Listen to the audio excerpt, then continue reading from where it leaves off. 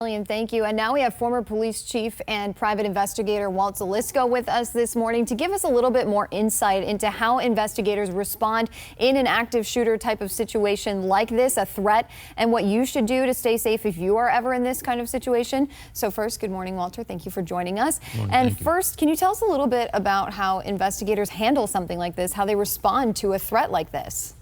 Well, when a threat is called in, you have an enormous amount of resources that respond to this call. You have hundreds of law enforcement, fire personnel, EMS people responding. So that's an enormous amount of resources for any municipality. The first thing they have to do is to enter the building. Years ago, when a response comes, they would wait for the SWAT team. And, you know, that can take half hour for an entire SWAT team to assemble and then to suit up and get into the building. Now the training protocols is that the first 1 or 3 officers will enter the building and attempt to neutralize the target. So, and the purpose is to save lives, because you can't wait. Every second counts when you're responding to a live situation like this. So they have to enter the building immediately.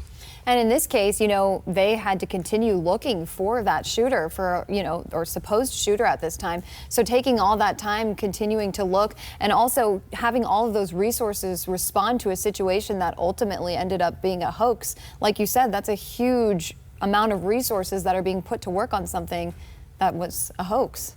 Exactly. In law enforcement, when you have a large venue like Chico's or any stadium, law enforcement does an active training programs, and they have plans, they have layouts of the buildings, they know exactly where they're going to and which rooms are considered secure rooms where employees are instructed to go into in case of an active shooter situation. So what's kind of next here? Because again, this is a hoax situation. They're now trying to get more details about the person who called this in.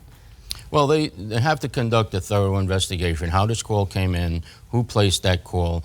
Phone records will reveal a phone number, possibly a name and an address to that. So they're going to conduct a thorough investigation, and obviously, you know, something as large as this, they're going to prosecute this individual. And what kind of charges do you think they'd be facing in this case? Well, it's I don't know the specific statute, but it's a serious, felony charge to be charged with. All right. Thank you so much, Walt, for being with us this morning. We really Thank you. appreciate it. And you can find even more coverage on our website, fox4now.com, as well as on our Fox 4 Now app and our social media platforms.